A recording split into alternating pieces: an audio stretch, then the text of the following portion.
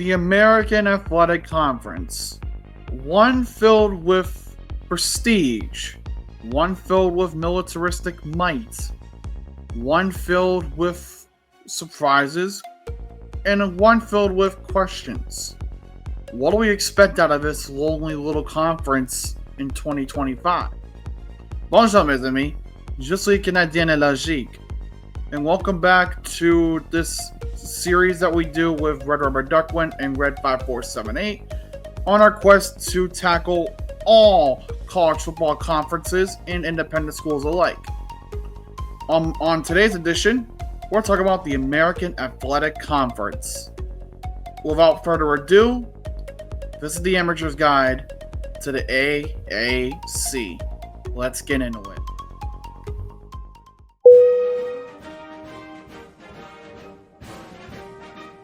Army had a damn good year last year. Maybe it'll go around again this year, but we'll see. As for last year though, Army put up a fucking firestorm of a performance. 12-2 overall, 8-0 in the conference, American Conference champions, 21st ranked nationwide. I mean, it could have gone better if you had beat Navy in the Army-Navy game, but yeah, no, it's okay.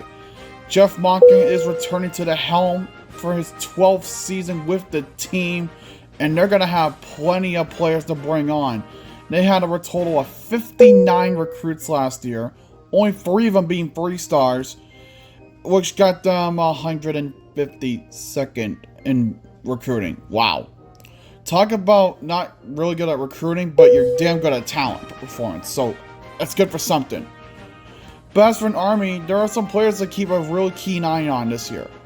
Dwayne Coleman is back for his senior year as quarterback, and after his performance last year, I hope to see more of him this year.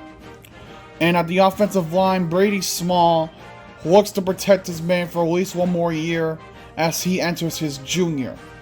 On the defensive side of the ball, Caleb Fortner and Andon Thomas are some linebackers to be reckoned with on that Army squad.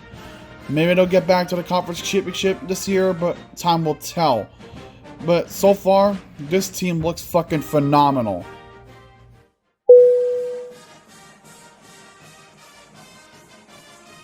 After a bit of a disappointing campaign last season, Charlotte is back at it again, looking to hopefully make a stand. Tim Albin is the new head coach brought into town after they told the other guy to fuck off. And it makes sense as to why they did that too. Going 5-7 overall and having a 500 conference record while finishing 8th in the fucking American last year was not exactly good.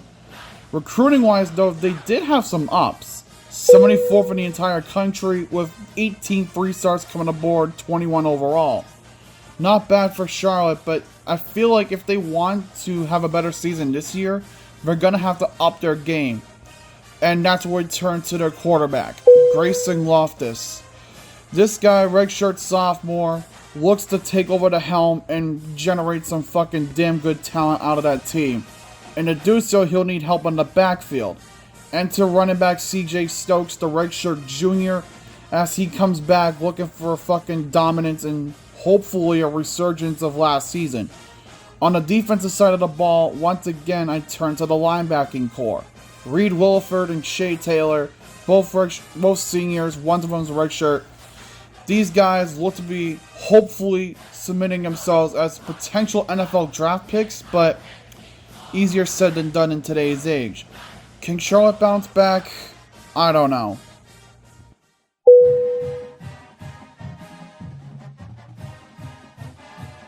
A pretty good year last year for East Carolina, but as we all know, Mr. Beast University is really gonna look to try to change things up. Despite going 8-5 last year and 5-3 in the conference, which is good for a top 5 finish, but you know what, it's still something. But they have a new helm at the coaching position in the form of Blake Harrell, as he looks to take this team and hopefully bring them to new heights. They were 73rd in nationwide recruiting last season, bringing on 22 new guys, 19 of them 3-stars, which again, for East Carolina, is not bad at all. They really need all the help that they can garner. As we turn to the offense now, Keaton Hauser returns for his senior year as their quarterback. and hopefully he can help that team generate some good air raids and some good running games as well, because he is a dual threat quarterback. Maybe he does good, maybe he doesn't, I don't know. As our wide receiver core, how's it going to look plenty to Jaquazi Pettaway, the junior wide receiver. He had a great year last year, and he's poised to have another great game this year. But on the defensive side of the ball for East Carolina, it looks a little iffy. Despite having some good talents, it was a little bit of a hard time finding out who they were. But after some digging, I found a couple guys. Raheem Craig, the senior linebacker, and J.D. Lampley, the senior defensive lineman. Let's go Pirates.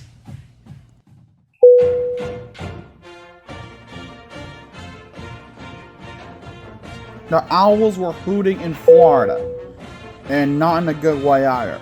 Florida Atlantic was fucking terrible last year. 1-7 in the conference, 3-9 overall. And they told their head coach to fuck off, and in comes Zach Kitley. Maybe he helps this fucking team do something worth a shit, because if last year is really to be indicative of anything, yeah, let's just say that Florida Atlantic might be in a lot of trouble for a while. But that was to be expected. But recruiting-wise, more so the same. 79th overall in the nation, 21 kids recruiting, with 17 of them being 3 stars. Look to hopefully make somewhat of an impact on that team. For quarterback, Caden Veldkamp is back in his redshirt junior year and leading the way. Hopefully will be his tight end partner, Jacavion Nonar, also a redshirt junior. Hopefully that dynamic threat will be a bit of a trouble for other offenses, but again, time will tell. On the defensive side of things, defensive end Eric Brantley is back for his sophomore redshirt year, and linebacker Tyler Stoltzky hopes to fucking help that defensive line out as a linebacker. But again, Florida Atlantic really needs to step the fuck up this year if they want any chance at making some noise in the conference this year. But I highly doubt they even do that.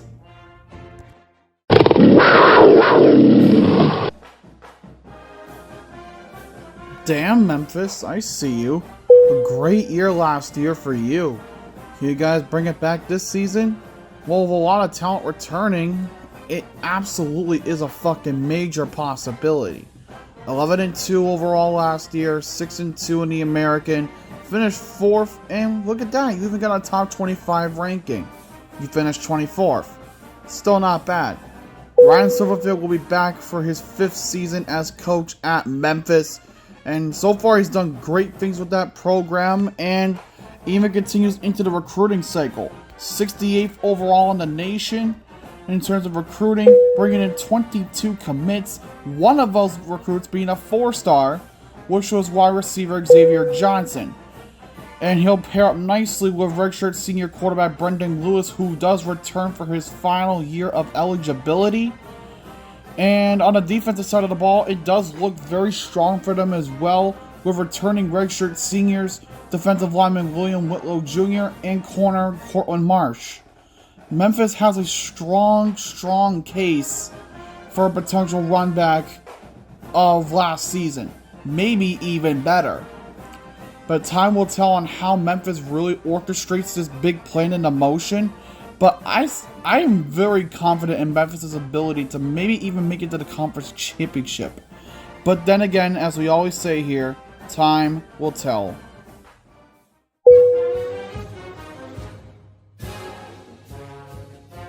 Navy having a good year too? Damn, alright, I guess everybody's gonna have themselves a good year. 10-3 overall last year, 6-2 in the conference, like Memphis. 3rd in the American last year. Somehow did not get a top 25 ranking, unlike their brethren rivals in the form of Army. But, I mean, still a pretty good year for Navy, all things considered. And to make things even better, knowing that their head coach, Brian Newberry, is back for his 3rd season and hopes to continue their momentum swing going forward. But in terms of recruiting-wise, this is where Navy really begins to falter. 153rd in the nation, bringing only 27 recruits to the school, with 3 of them being 3 stars. It's not exactly a good thing, but with the talent that they have on their team, it should be fine to hold down for now. Their notable offensive players include senior quarterback Blake Horvath and fullback Alex Texa, both of them seniors, and this is probably their final year in the college football scene. On the defensive side, Kenneth McShann and Jacob Asbeck, both of them linebackers, want to continue making a dominant stride in for Navy. Maybe it'll be Army again in the fucking game. We'll see, but fuck Army.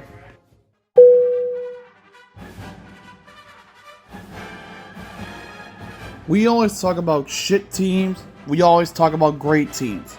How about we talk just mid-team? And that, my friend, is where I introduce you to North Texas. They're not good, but they're also not bad. 6-7 overall last year, 3-5 in the conference, good for 9th last year in the American. They have some questions surrounding that school, but I really don't know much about this place. Other than Eric Morris is back for his 3rd season as coach. Maybe this last season will be a good sign for things to come, or it's just going to be indicative of them falling on their face. They were 69th in the nation last year for recruiting. Nice. 31 recruits caught in, and 28 of them being 3 stars. And Atlanta Falcons fans just got fucking PTSD. Drew Mestermaker is said to be the starter, but there is a bit of a quarterback competition at North Texas. But I fully believe Mestermaker will be their guy come the first game. And running back Kiefer Sibley should hopefully be a good backfield presence for the Mean Green. On the defensive side, Braylon Charles is back for his senior year on the defensive line. And Brian Nelson, the redshirt sophomore, looks to make an impact in the secondary. Maybe this is a good thing to come for North Texas, but let's see how things pan out for them in the long run. Hiya! Jesus Christ, Rice, it's fucking terrible. You guys were not very good last season. In fact, you were so bad, Uncle Roger would be very disappointed in you. 4-8 overall, 3-5 in the conference, good enough for 10th. But even then, that wasn't good enough to keep your old coach around, who was basically told to fuck off. And in comes your new head honcho in the form of Scott Abell. Recruiting last year took a big hit, only 123rd overall in the nation last year, bringing on only 11 commits, very disappointing. But if it's any consolation, all but one of those were 3 stars. So that's something to at least rejoice over. On the offensive side of the ball, things are looking very, very weird. There's a bit of a quarterback struggle right now with Rice, but if everything is to be believed, AJ Padgett will be the starter for his redshirt junior season, and he'll pair nicely with wide receiver freshman Jordan Clark. On the defensive side of the ball, things kind of look a little iffy, but based on the available information to me at the moment, Play Wyatt, the safety redshirt senior, and defensive end Michael Daly, the redshirt junior, are set to be the main impact players for Rice. Now, with Rice, you can never really expect anything much, but like Uncle Roger says, just use the finger method. It always works.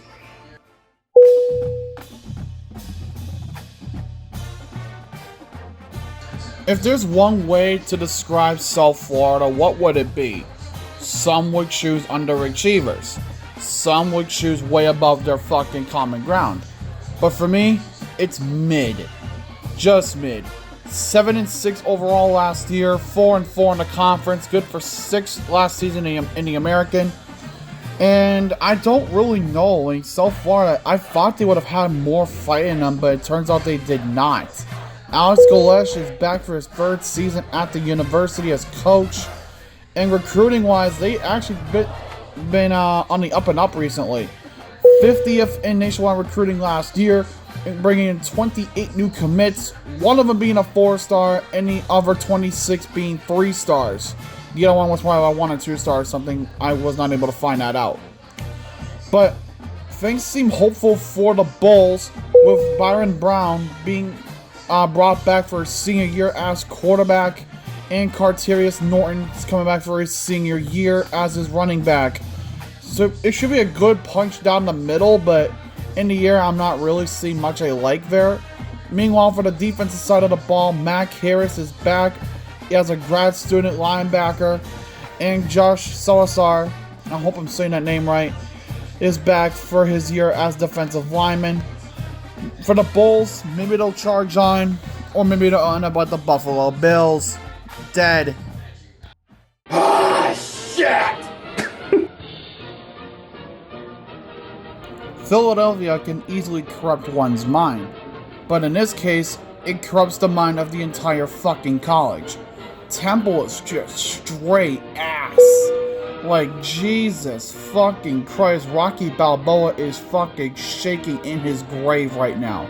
3-9 overall last year, 2-6 in the conference, 11th overall in the conference, but it was not good for fucking Temple. They decided to tell their old coach to fuck off and bring in K.C. Keeler to be the new helm behind this core. In terms of recruiting, I think the less said the better, but it's still important to mention. 119th overall last year, bringing on 27 new players, 11 of them being 3 stars. I don't know how this is going to help Temple be good, but maybe there's something in there. Maybe there's a diamond in the rough that I'm just not aware about. On the offensive side of the ball, Evan Simon is back for his redshirt senior year as quarterback, and he's going to have his trusty backfielder in the form of Therese Worthy, who is also back for his senior year. Should help for something for those Owls. Hish.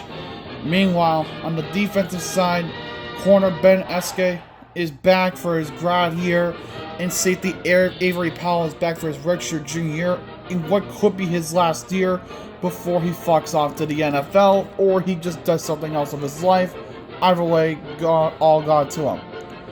But fucking Temple, man. I really don't have any confidence in these guys. I expect them fully to finish dead last, if not close.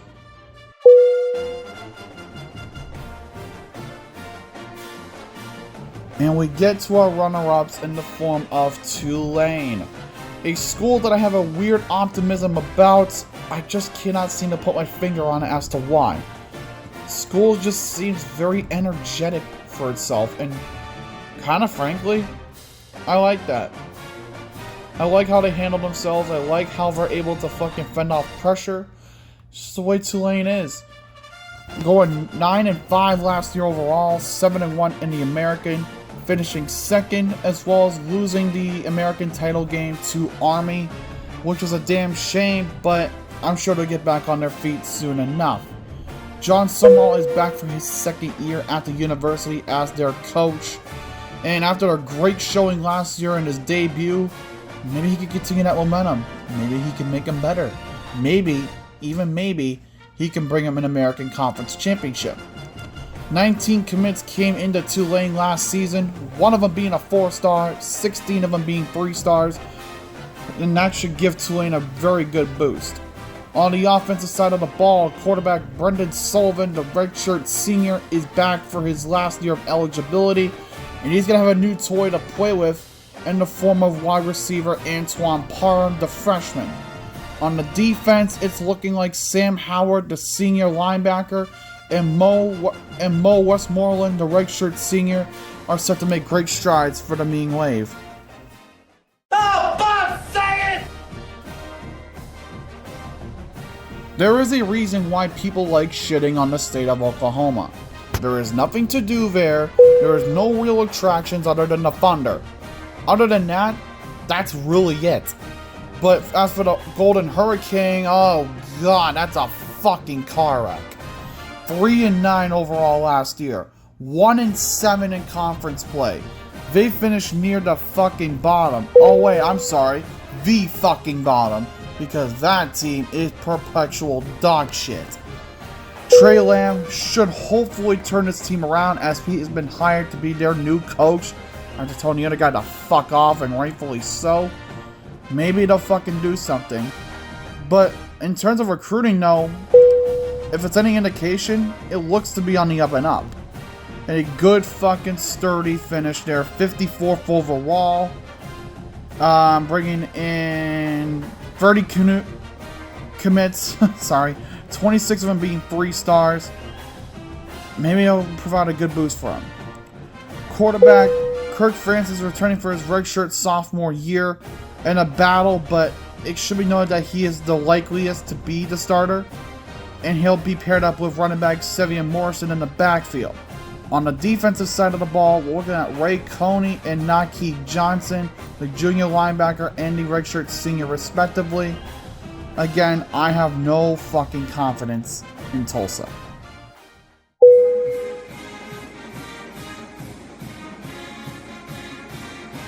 You know, for a team called the Blazers, they really weren't doing any blazing of the American last year.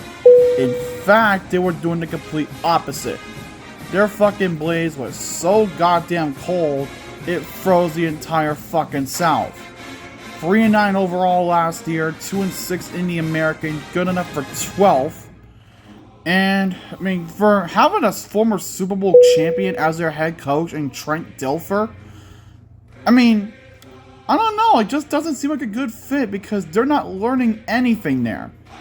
I mean, maybe the fucking 19 recruits that they brought in last season for a ranking of 86 should be indicative of something. But with one of those as a 4-star, maybe there's some potential there. And the other 15, by the way, were 3 stars. Quarterback Jalen Kitna is back for his redshirt senior year as quarterback, and he'll be paired up nicely with wide receiver Caleb Brown, the redshirt junior, for a good 1-2 punch on the air. On the defensive side of the ball, Eli Ennis is back for his senior year as linebacker, and Nigel Tate is back on the defensive line for his redshirt senior year and should provide some depth for that fucking Blazer team. But if they don't get their shit together, just like his NFL career, Trent Dilfer will be on his ass. But God only fucking knows, because Birmingham is Birmingham. Meep meep. You know, for all things considered, UTSA is not a bad fucking team. The Roadrunners, though they may have had their ups and downs last season and barely got over 500, they're not bad, like, at all. Not good, but not bad. 7-6 overall, 4-4 in the conference, good enough for 7th. But I think their main story comes in their coaching core. Jeff Traylor is back for his 6th season and looks to keep the momentum going for those Roadrunners and UTSA. 102nd overall last year in terms of recruiting, bringing in a 4-star, 10 3-stars, and a 1 or 2-star for 14 total commits. Maybe not the best number to have, but in all things considered, it could have been a lot worse. On the offensive side of the ball, a battle does commence, but all signs point to Owen McCown, the redshirt junior, being their starting quarterback this season, and he'll be paired up with the senior running back Robert Henry Jr., who I swear to God feels like could be related to Derrick Henry, but I have no proof of that, so take my claim with a grain of salt. On the defensive side of the ball, Owen Peewee, the redshirt junior linebacker, should hopefully be a force to be reckoned with, as well as defensive lineman Kyan Roberts-Day, the redshirt junior, hopefully helping those Roadrunners get past Willie Coyote. I don't know.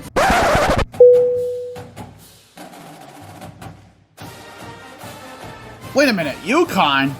I didn't let these fuckers in. They're not even part of the conference. They're a fucking independent. Why are they in this video? God, I know. damn it! I know. Ask Red5478 that question and then tell him about how you started 2 tight ends in fantasy. I promise you, he'll greet you with a fucking beer. Just not the way you expected, though. They had a 9-4 record last season overall and finished 2nd among the independents, beating out UAss, but still not doing any better than Notre Dame. Jim Moore will be back for his 4th season as head coach this year, and despite the last couple of years, it could be a good one for UConn this season. Maybe, and I really am putting an asterisk on this, maybe a chance at the playoff. If everything goes according to plan, but I doubt it. In terms of recruiting last year, they only brought in 14 recruits, 13 of them being 3 stars, for a total of 118th overall in the country. On the offensive side of the ball, Nick Evers is back for his redshirt junior year as quarterback, where his good old running back buddy Cam Edwards will be there to help him out. The redshirt junior is expected to have a great season. On the defensive side of the ball, corner Jeremiah Lomax and defensive lineman Antonio Harris Jr., both grad students, are set to make their appearances and hopefully submit their presence on the football field, but they still can't beat UMass Lowell at hockey. Ha ha. So I missed. Something tells me that I have a lot of hope for this conference. I mean, yeah, sure, it's about the same level as the fucking Sun Belt and Conference USA, but don't sleep on this conference, whatever you do. Sure, I mean, the teams may be weaker and the competition's not as fierce, but that's okay. Football is football at the end of the day. But looking at all the teams and looking at everything we just seen and heard, I think my decision here is pretty clear. I predict in the American Athletic Conference Championship game, I think Tulane will go up against Eastern Carolina in for the title. Now, how long will this last? Probably not long at all, but one can dream, Kenny. Maybe it'll come true, maybe it won't. We'll find out. And that's it for the American. Hopefully the video was good for you guys. So coming up next on this series, Red Rubber Duckling will be continuing the series on August the 8th when he talks about the MAC. I will be returning with the series on August 9th, talking about the Mountain West and the Pac-2. And Red will be back on August 10th next week to be talking about the Big 12. Thank you guys so much for tuning in. I really hope you guys did enjoy. If you did, please be sure to leave a like, comment down below what you guys would like to see next out of the channel. And if you have not done so already, please do subscribe and join the Logical Nation. I'll see you guys again on August 9th for the Mountain West. But until then, je suis Canadien et logique. Bonne nuit et au revoir. Take care.